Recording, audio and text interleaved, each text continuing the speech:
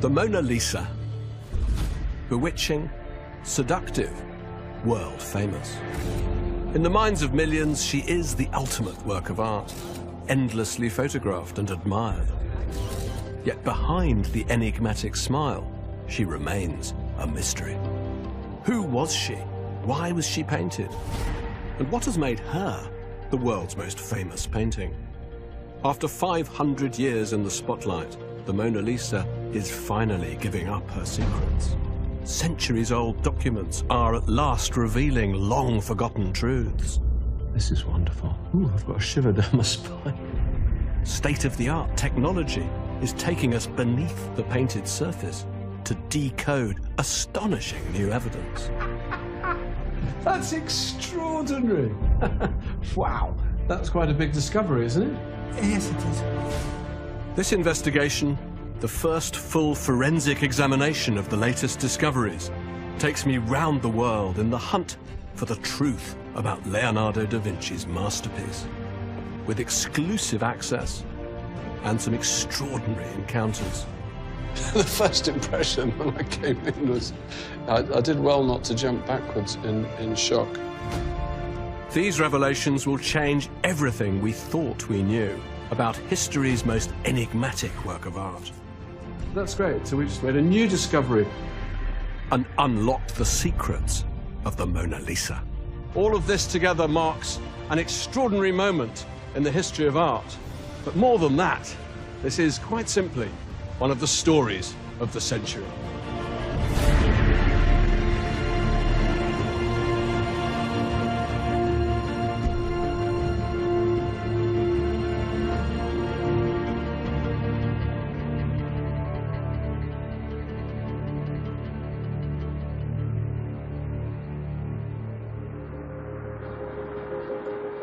"500 years ago, a man painted a woman.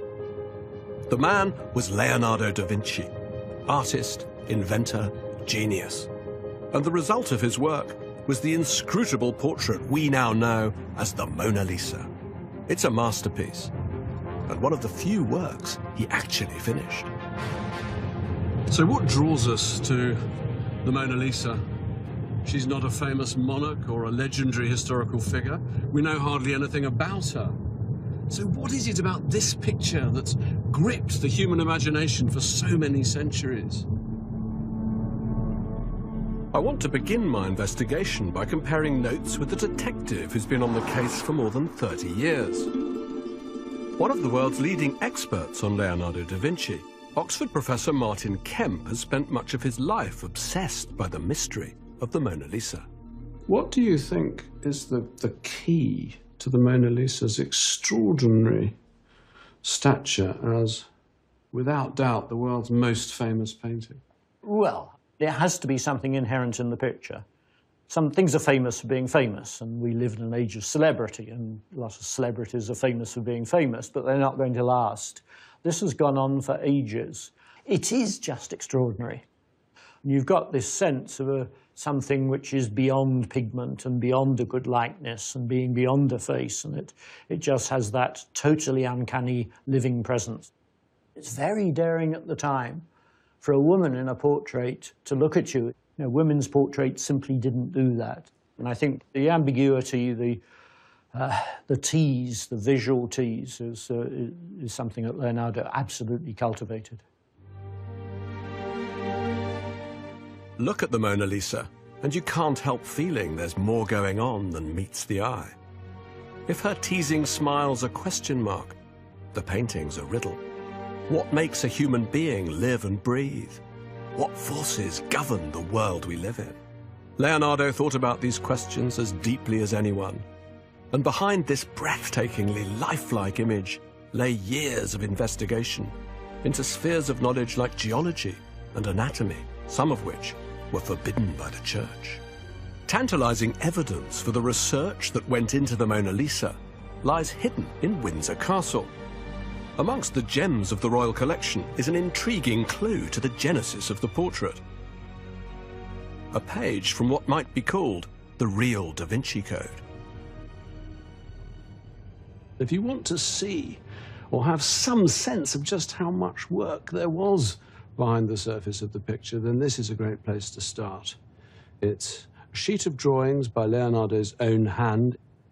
And what does it contain in faint outline? Look here.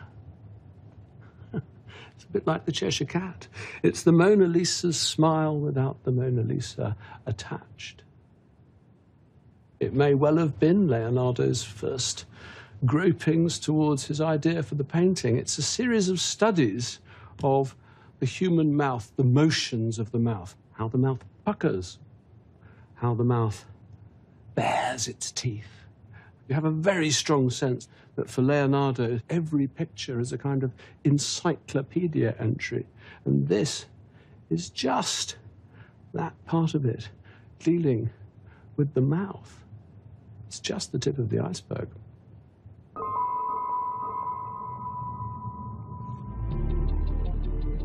The Mona Lisa is the work into which Leonardo poured everything he knew about humanity and the world that surrounds us, with its ceaseless play of light and shade. But there's a mystery there too, and it's staring us in the face. Who is the woman with the enigmatic smile? It's a question that has fueled all kinds of speculation, ranging from the ingenious to the crackpot. She's a pregnant mother-to-be. She's a prostitute. She's even a man in drag. But if you look beyond the theories, there are clues to her true identity.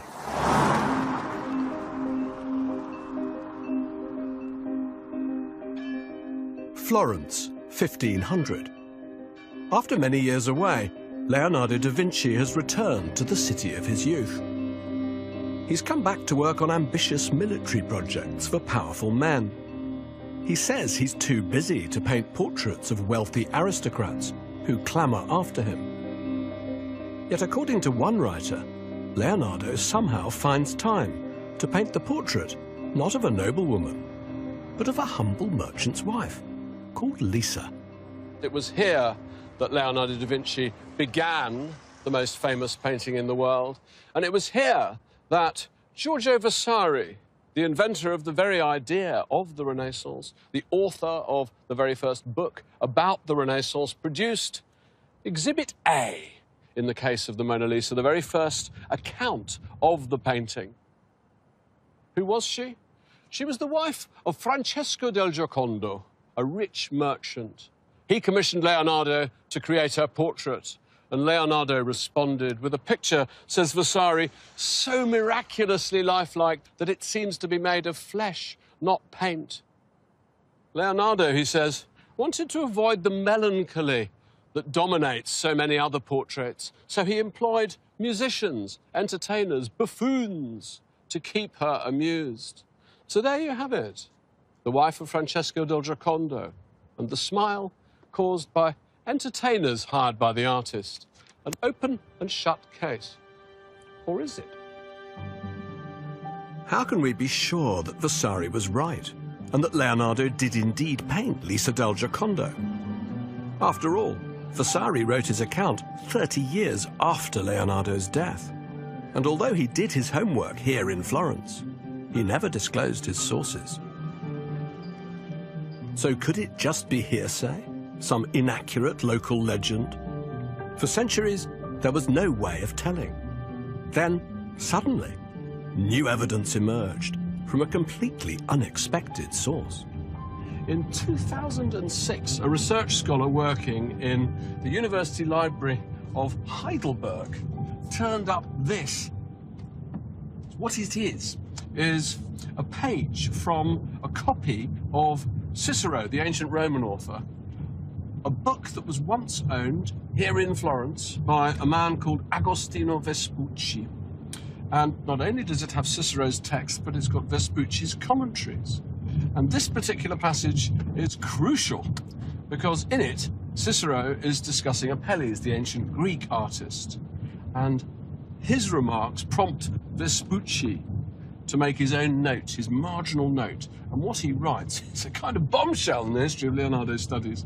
He says, Apelles, he did just the same thing as Leonardo in his portrait of Lisa del Giocondo. And best of all, there's a date. October 1503. So this was written almost immediately after Vespucci must have seen the portrait of Lisa del Giocondo in Leonardo da Vinci's workshop. This is gold dust, and it proves that Vasari was definitely right in at least one sense all along. Leonardo definitely did paint a portrait of Lisa del Giocondo.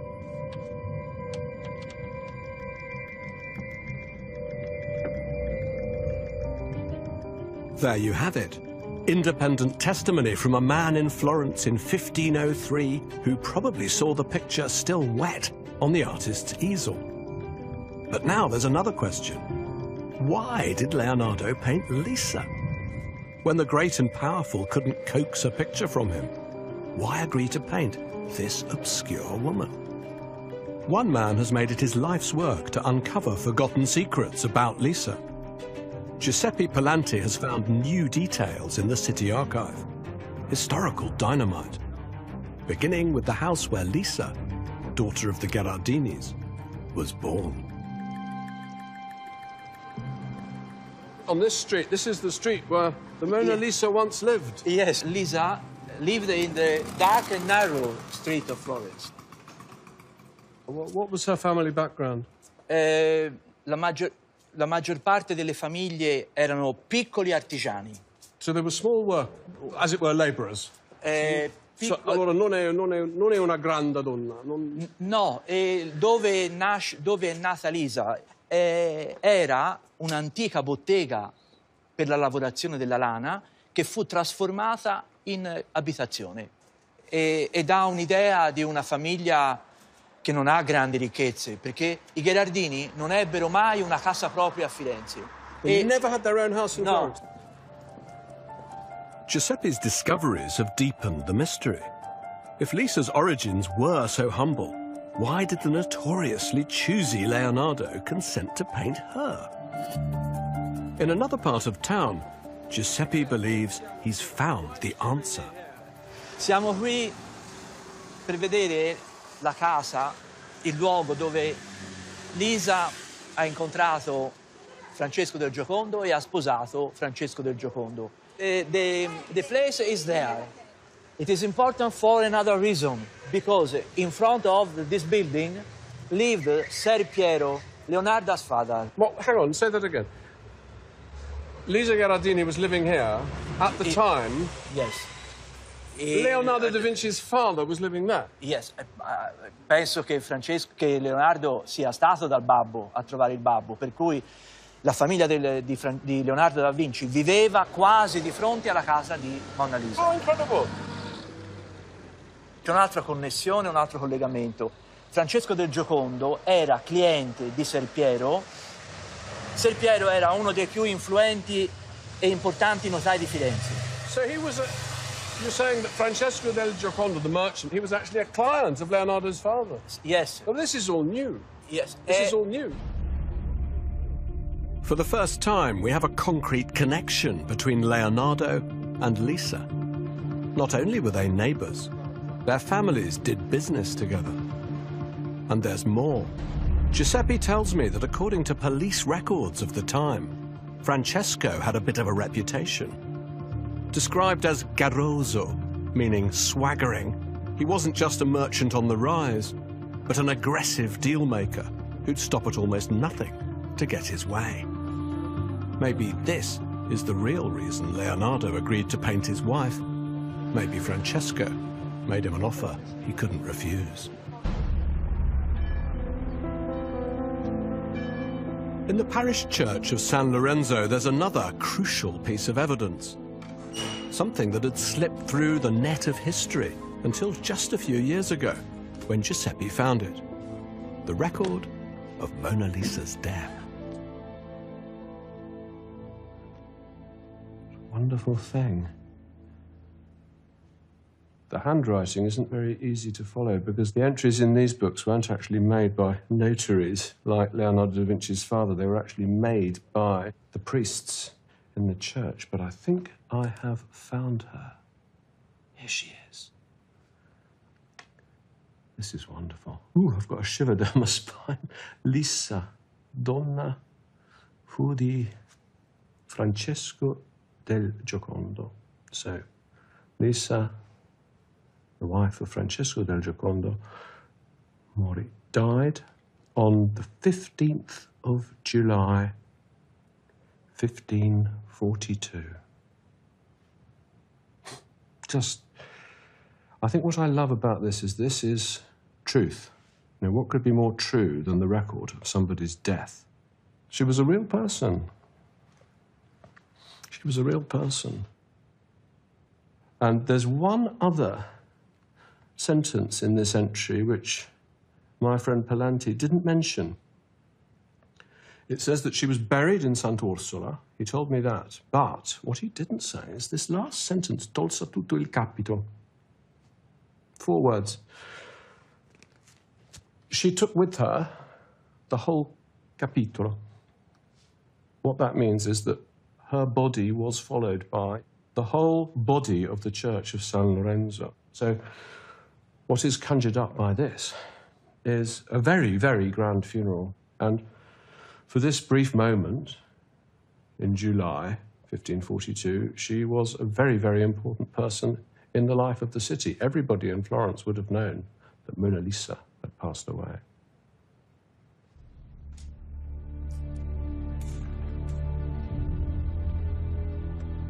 A spectacular funeral. Dozens of canons, chaplains and clerics, the whole Del Giocondo clan walking with Lisa's coffin. Francesco had died 5 years earlier, but he made sure he provided for all this pomp and ceremony in his will, where she's described as his beloved, faithful wife. Lisa Del Giocondo was laid to rest in the now ruined convent of Sant'Orsola. Beyond here, we can't follow her, though we've learned a lot. Leonardo definitely knew Lisa, definitely painted her portrait. But if one riddle's been answered, there's still another mystery to solve. How can we be certain that Leonardo's portrait of Lisa and the portrait in the Louvre are one and the same?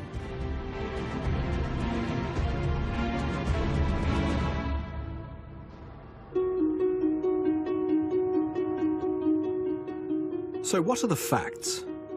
According to Vasari, Leonardo painted Lisa smiling in Florence. Vespucci's marginal notes confirm that it happened in 1503. The picture in the Louvre shows a woman smiling. So far, so good.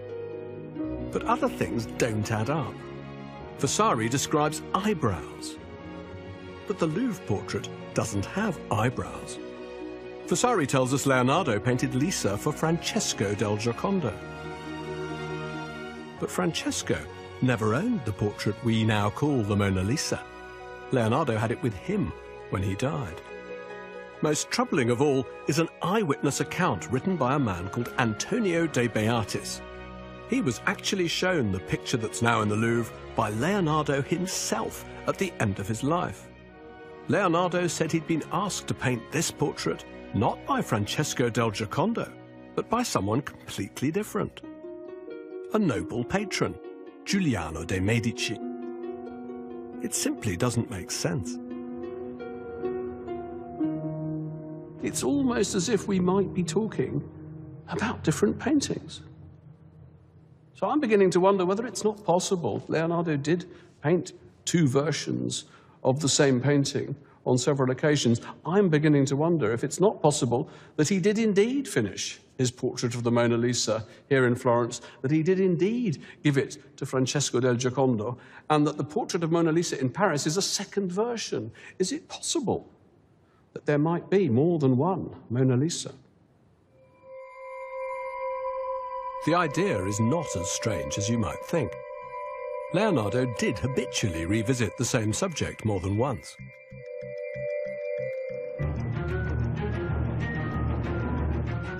I've come to Singapore to see for the first time a picture that might actually be Leonardo's first version of the painting.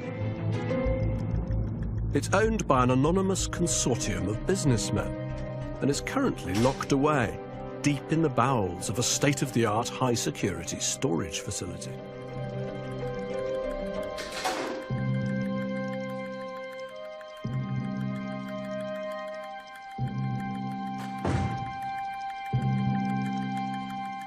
So could this be the first Mona Lisa?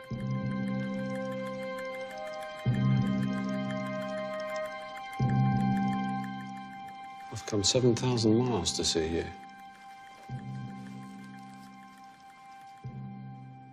Blimey.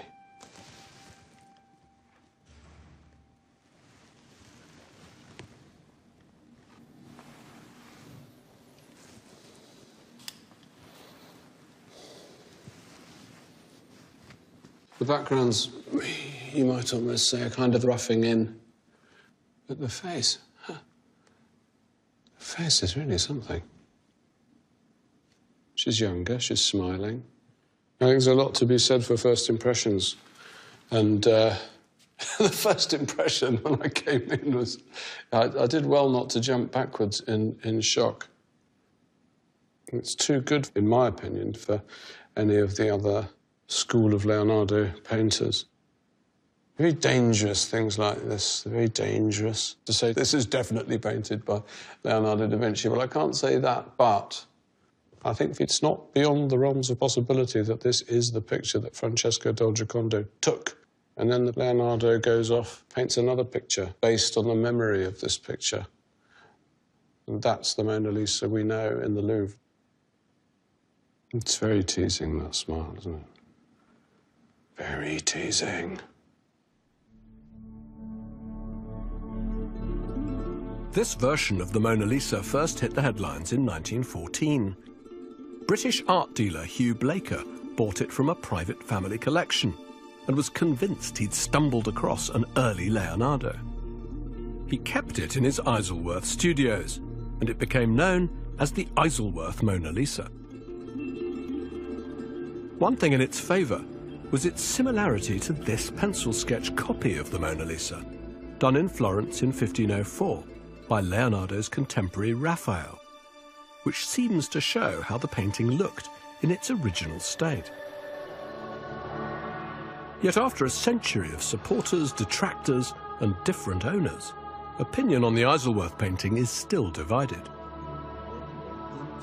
One man who is convinced that Leonardo painted two Mona Lisas is Jean-Pierre Isbouts. He was so impressed by the Isleworth portrait, he wrote a book about it. So what would lead you to think that the Isleworth picture was indeed painted in 1503? What is to say that it wasn't painted in 1553? Well, and I don't know about you, but when you talk about a copy, usually a copy tries to imitate the original. This is not a copy. There are so many different things about this particular Isleworth version that do not appear in the Louvre version. Let's take one example. The columns. The portrait is framed by two robust Doric columns. Why do we know that those columns existed in 1503 and not later on? Because there is Raphael. He makes a sketch. And what do we have on both sides? We have the columns that appear in the Isleworth. They do not appear in the Louvre version. So let's talk about the record written by De Beatis, the secretary to Cardinal d'Aragon, who visited Leonardo in 1516. Which is seriously puzzling. Which is seriously puzzling. But here we have an eyewitness account. Here they are in the room with Leonardo, and he says, yeah, this was done at the request of Giuliano de' Medici. Instigazione. I think what he was doing at this time is give Giuliano credit. Giuliano bailed Leonardo out when Leonardo was without a mentor, penniless. And that's when Leonardo, because of the patronage and the financial support of Giuliano, finds the time to create this new meditation, if you will, the Louvre version. So your explanation would be, well, here we are. Two different explanations, but then that's not so weird if you think there are two different pictures. Exactly. Jean-Pierre firmly believes this could be Leonardo's first Mona Lisa, done for husband Francesco. But if so, why would it be unfinished? Well, we know Leonardo was slow and Francesco was impatient. So perhaps he just snatched it away from Leonardo once his beloved Lisa's face was complete. A barrage of scientific tests have been carried out on this tantalizing picture. The canvas was carbon dated to around the right period. Multiple tiny paint samples are consistent with the paints Leonardo used. X-ray, infrared, and ultraviolet scans have found nothing to disprove it as an early Mona Lisa. But that's the problem. All that conventional tests can do is rule out a possible Leonardo. What about positive confirmation? An eminent scientist based in San Diego, California, has been looking for a solution. Hello. Good to see you, Andrew. Dr. John Asmus is a well-respected nuclear physicist and a pioneer in the analysis of historic paintings. He's one of very few who've been allowed to examine the Louvre Mona Lisa. And that's why the owners of the Isleworth Mona Lisa tracked him down. I started receiving phone calls from a series of attorneys in Switzerland, and they wanted me to look at a painting. And finally, we found that I was going to be on a train from Milan to Geneva, and they asked me to get off the train in Lausanne and take a look at their painting. And so they met me at the train station, and they popped the bonnet of an automobile, and there was a Mona Lisa in the trunk. and the attorney asked me, "Do you think this Mona Lisa was painted by Leonardo?" And my exact words were, "How would I know?" So I got out my Instamatic camera and took a photograph of the painting in the trunk. And it was that image that I then compared with the Louvre Mona Lisa. A few years ago, Dr. Asmus developed a new test to authenticate paintings by Rembrandt. It compares the subtle distribution of light and shadow, measured as histograms, to isolate an artist's unique way of painting. I think it's a way of trying to quantify the artist's eye. Every artist has certain effects that he's trying to accomplish. And we used Rembrandt as a test case, and the results were rather encouraging. We came up with some general rules as to how Rembrandt did his blending and his selection of pigments. So I tried that same technique on the Isleworth Mona Lisa, comparing it with the Louvre Mona Lisa, and I was stunned. The correlation between those two histograms was 99%, stronger than it was between any histograms of any of the Rembrandt self-portraits that we looked at. How amazing. This demonstrates that the technique for blending light and shade in each face appears uncannily similar.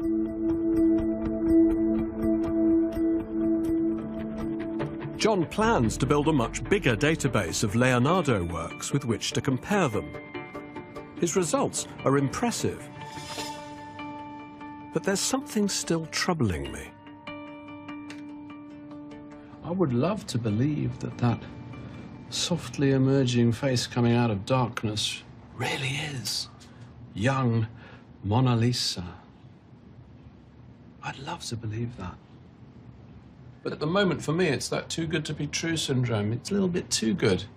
It's troubling when I look at that chart that they've done of where they've taken the paint samples from. They've taken the paint samples from everywhere except that beguiling face, which is the most compelling part of the whole picture. It's the part that makes you think, yes, this could be the young Mona Lisa.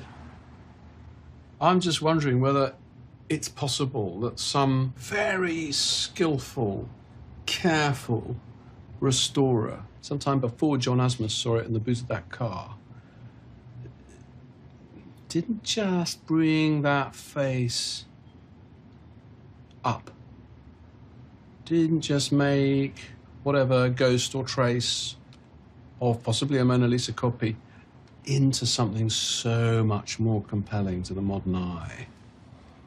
To me, not to test that it's like a detective and his team coming to investigate the scene of a crime, the scene of a murder, and fingerprinting every square inch of it, but forgetting to take fingerprints from the knife on the bed covered with blood. I could be wrong. Maybe Leonardo did paint this face in 1503 while Lisa sat in front of him. But until the face is tested, doubt remains. And to me, she just looks a bit too 20th century. But I'm still convinced that Leonardo did paint two Mona Lisas. If the Isleworth painting isn't the earlier version, then it's either lost or still out there somewhere. And believe it or not, now there's a new lead. The reported discovery of another Mona Lisa in St. Petersburg, Russia.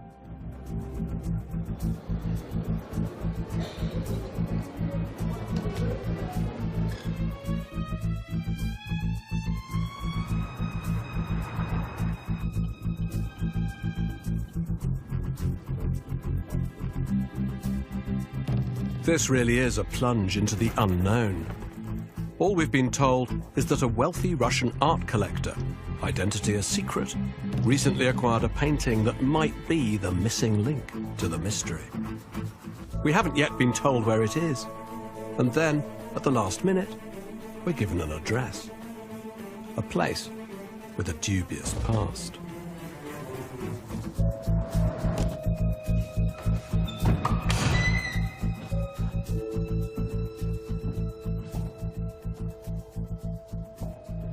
Certainly strange. This building was created in the 19th century. This room is a recreation of an old Russian hunting lodge. It survives because the KGB made it their headquarters during the communist years. Here she is.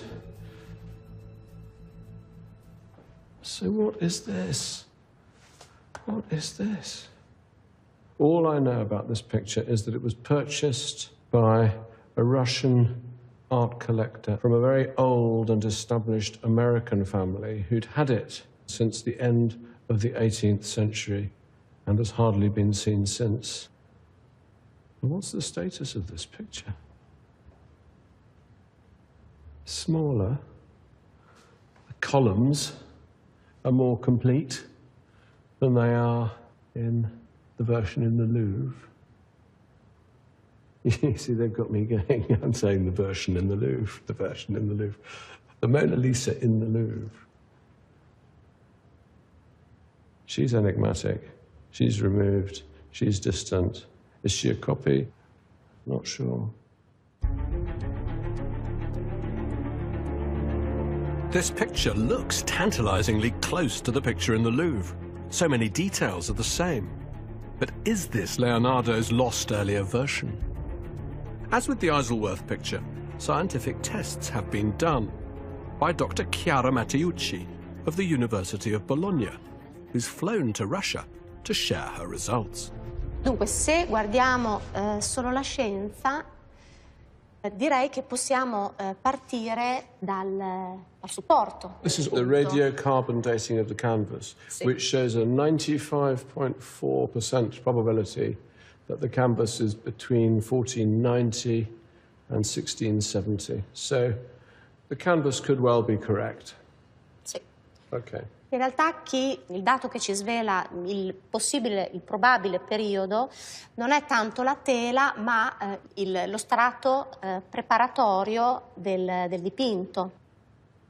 Al di sopra della tela vi è la presenza di un ground, di una preparazione rossa. Rossa. Rossa. Oh, that's the ground. Well, that's very clear. So, but as far as I understand it, Leonardo da Vinci himself worked on a classic Italian Renaissance ground of white. Is that right? Dunque, sì. The presence of a red ground, the very first layer of paint, seems to discount Leonardo's hand. But it's Chiara's next discovery that really changes the picture. A chemical not used before 1600. Interessante è aver rinvenuto nella preparazione il solfato, degli inclusi di solfato di bario. Ci può indirizzare ad un periodo molto ristretto. nel periodo tra il 1620 e il 1680 l'utilizzo della baritina in queste preparazioni era molto comune. In Francia, proprio Solo nell'area... Francia? proprio sì. Allora, questa è una trova fisica, una cosa chimica.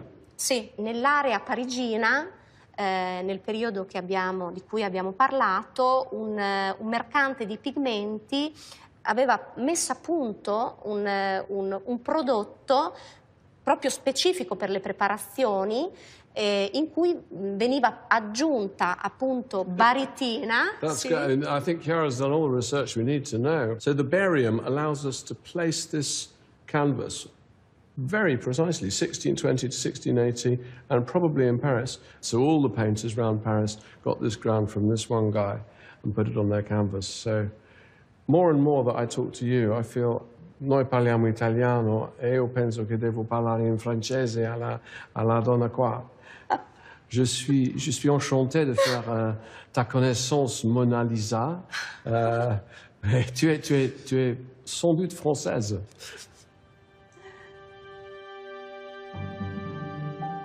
So this Mona Lisa isn't a Leonardo, but a mid-17th century French copy. In fact, there are dozens of copies. It's a real problem if you believe, as I think you have to given the conflicting evidence, that Leonardo did paint 2 Mona Lisas.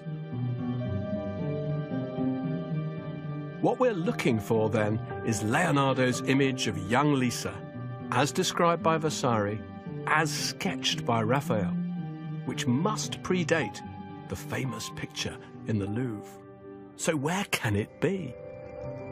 I still believe that I can get to the bottom of the mystery, because there's one very strong lead I haven't yet followed up.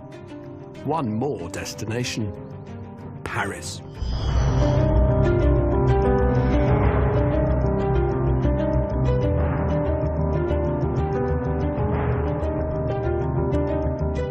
A scientist turned art detective claims he can finally explain the discrepancies. He believes the secrets of the Mona Lisa lie not in other versions of the portrait, but inside the Mona Lisa itself. And he reckons he can prove it. Pascal. Welcome. Pascal Cott is one of the world's leading experts in the analysis of paintings. He's a man in Leonardo's own image, a self-taught physicist, the brilliant inventor of a new technique that's unlocked the secrets of paintings by Rubens, Rembrandt, Picasso, and many others. His work on another Leonardo painting, The Lady with an Ermine, revealed earlier versions of the composition, hidden beneath its surface, that rewrote art history. But his great obsession is the Mona Lisa, faithfully reproduced here in his studio. In 2004, Pascal was invited by the Louvre to scan the painting. His task? Simply to identify the picture's original colours, hidden beneath the discolorations of time. But Pascal's technique also revealed that there was far more going on beneath the surface. For the last decade, he's worked in secret, decoding those discoveries. And now, he's ready to share them. Our goal is to peel like an onion all the layers of paint to reconstruct the chronology of the construction of the painting. So is this new? Is this a new... This is a new technique, absolutely.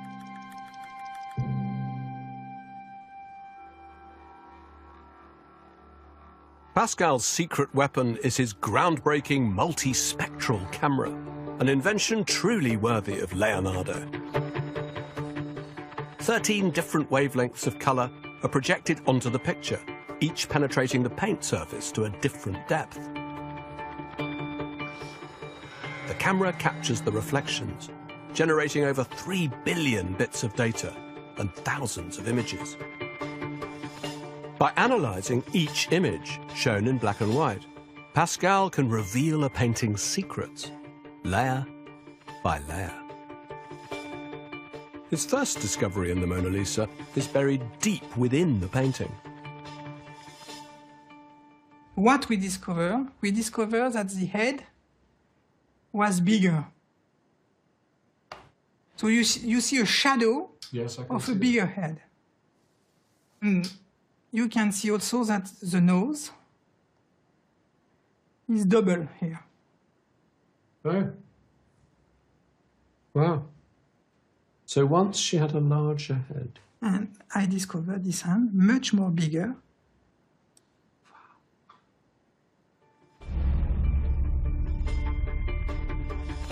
Pascal has pieced together several previously unknown details that lie beneath the Louvre portrait as we know it. Marked in red, they seem to be elements of a larger first portrait that never got beyond a draft stage.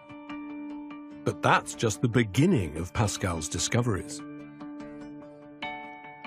So now we continue with one other layer. Voilà, here we are. What on earth is that?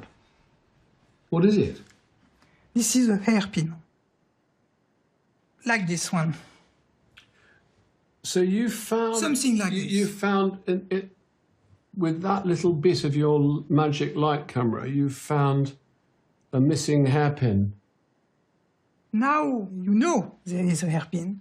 You can see it. Ah! Because you know. But yes, no, exactly. How fascinating.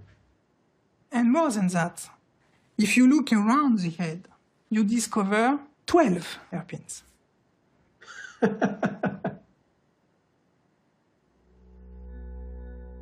The hairpins with pearls make no sense on the first large portrait. But Pascal has found something else that appears to be connected to them. Tiny rows of dots known as spolveri.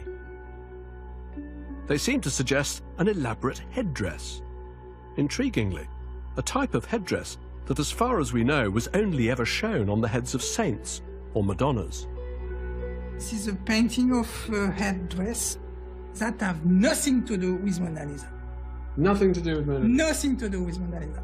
The spolveri hidden inside the Mona Lisa have never been seen before. They're concrete proof of the way Leonardo constructed a picture.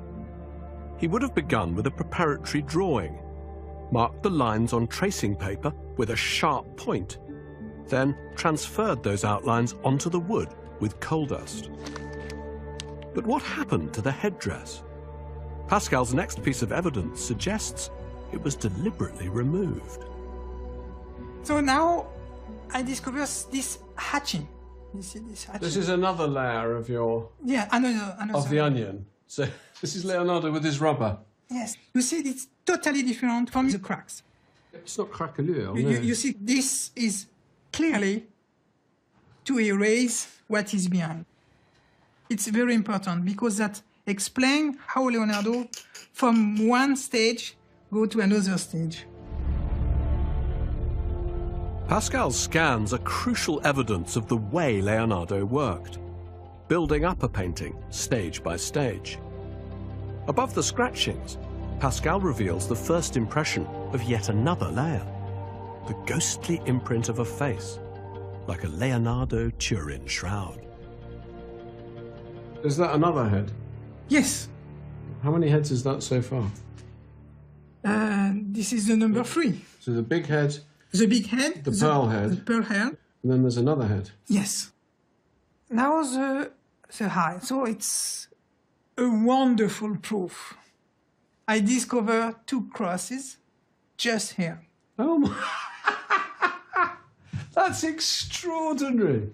And these crosses do not match with Mona Lisa glance. No. No. The crosses clearly mark a different set of pupils, looking in a different direction. The face behind Mona Lisa, the face is turned 14 degrees in the right direction. So there she is. She's looking like that, so she should be like that. Yeah. More like that. Also eyebrows. Can I just see this, because this is an important point, because Vasari says specifically, you know, that the eyebrows are beautifully painted. Yes, these And eyebrows. the Mona Lisa, as we see her, doesn't have eyebrows. So have you found... You can see it. Yeah, they are here. So there are the eyebrows. And here you have another mouse. Look at this mouse. Nothing to do with Mona Lisa. Absolutely amazing. She's barely smiling. Do you see? Because she turns the head on the left, the mouth is little smaller. Quite a lot smaller. Yeah?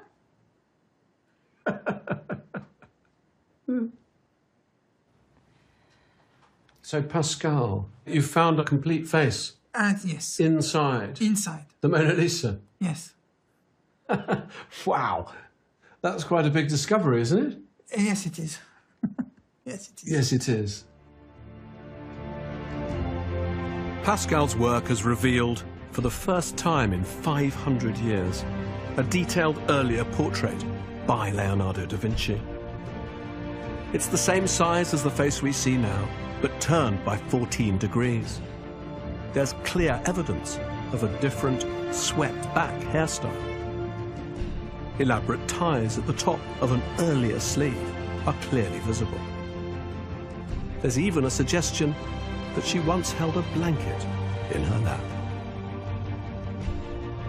Is this the portrait of Lisa I've been looking for? So throughout my journey, I thought, well, it seems as though they're talking about two different pictures. You seem to be saying to me that, yes, there are two Mona Lisas, but they happen to be on the same piece of wood. Yes. So this must surely be Lisa del Giocondo, Of course. Francesca's wife. I agree with you. This is a real portrait of Mrs. Lisa Gardini.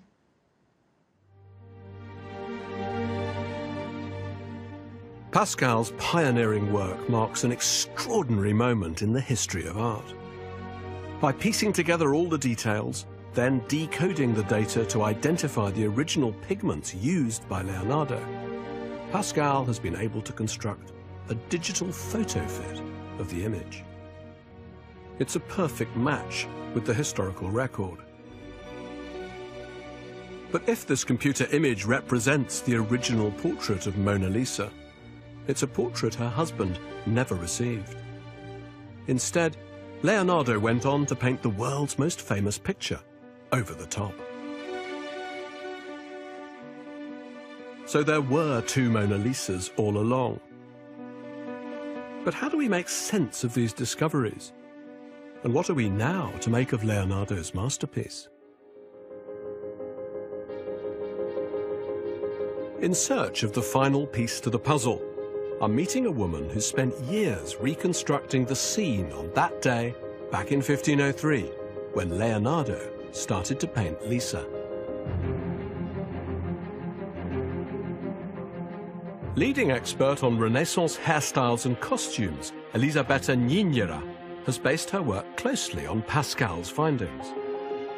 Every Renaissance fashion can be precisely pinpointed, whether to Rome in 1512 or Florence in 1503. So by recreating the costume Pascal found in the painting beneath the painting, Elisabetta can place and date it very precisely. Her results are a revelation. Looking at the fashions shown in these other contemporary portraits, this lady perfectly fits with the historical image of a wealthy Florentine lady of the very early years of 16th century. I cannot see any inconsistencies. So this must be Lisa del Giocondo, as Raphael painted her. Yes, this is very close. The closest version we know to the Raphael sketch. It's like a Polaroid. It's like a Polaroid. Yeah. Raphael had actually seen Leonardo's portrait of Lisa when he drew this copy in 1504. Apart from one slight difference, the veil over the bodice, it's identical to Elisabetta's reconstruction and Pascal's photo fit. It's compelling evidence that Pascal has indeed found the first version, Leonardo's original Lisa, lurking beneath the finished work. But where does all this leave the picture we see today? So, Elisabetta, when you look at the Mona Lisa in the Louvre, as she is now, From the point of view of costume, what do you see? To me, she's not a real person because there are so many details which go in this sense. Can you give me an example? Yeah.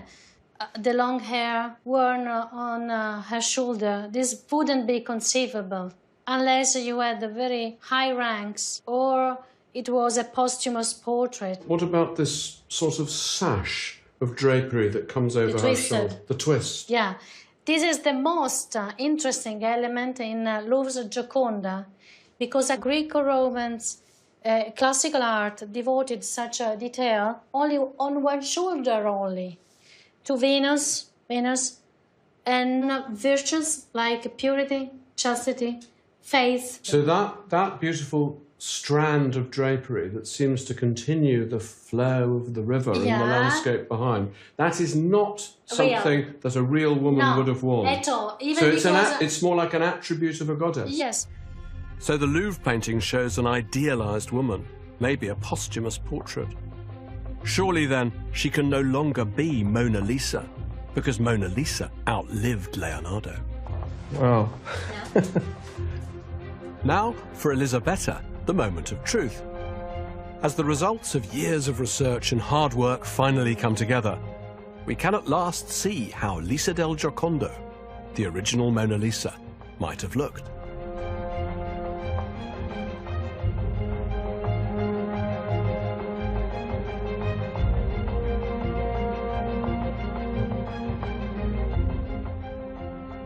So, Elisabetta, you have made the sleeves that Pascal found, and this is the line. You've recreated the line there. Yeah, exactly.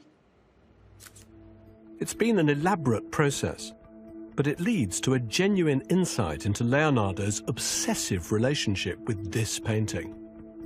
The key is in the colours, which have been exactly matched to Pascal's calculations. The dress for the bodies, he found a greenish-grey pigment. And also the sleeves. We know how Leonardo would call this color, which was called leonato. That is the colors of the lion's fur. Leonato color. I never knew that. But you know what it makes me think? It makes me think, when you say that this is Leonardo, because, of course, he didn't sign pictures, but this is Leonardo's way of signing the painting. Exactly. He loved to play games with words. Exactly. So the colour, that's great. The colour, Leonato, and the knot pattern, vincere. Yeah. Leonardo da Vinci. Yeah, it could be. No, we're not joking. I agree with you totally. You agree with me? Yeah, exactly. Because for me, the presence of a hidden signature would answer a nagging question. Why didn't he finish his first version and give it to Francesca? Knotting his name into her bodice, it's like an act of possession. As if Leonardo knew this was always destined to be more than a portrait. No one's painting but his own. If we go 1, 2, 3, quando dico tre, you look at me.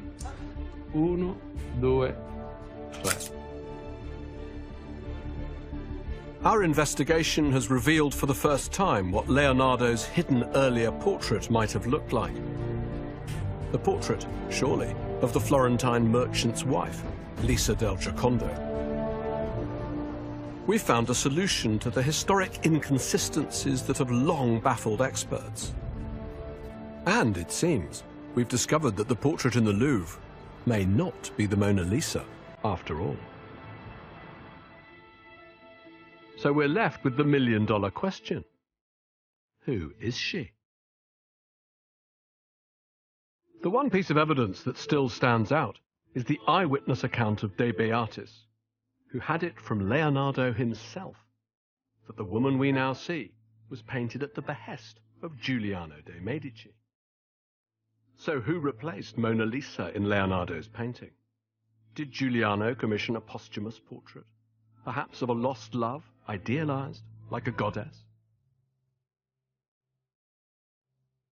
For me, there's only one candidate, a woman with whom Giuliano had a brief, passionate affair. A woman who tragically died giving birth to their son, a little boy who was still calling for her when Giuliano commissioned the picture. Her name was Pacifica Brandano. Could this be her?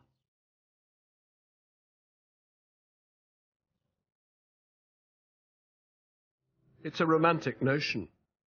But just as Leonardo never gave the picture to Francesco, he never gave it to Giuliano either.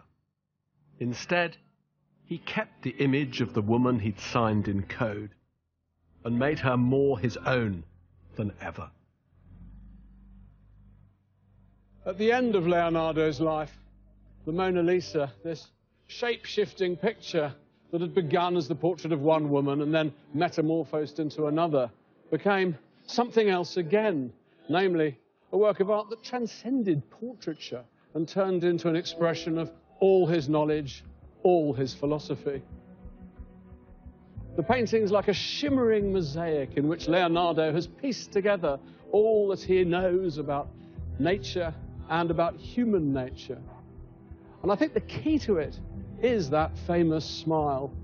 Leonardo's way of saying that while we might strive to understand this vast cosmos that surrounds us, in the end it's our destiny to pass through life as swiftly as the smile that flickers across a human face. So the Mona Lisa really isn't Mona Lisa after all, but something much more than that. It's a painting of life itself, as Leonardo had come to think of it, his way of painting us all.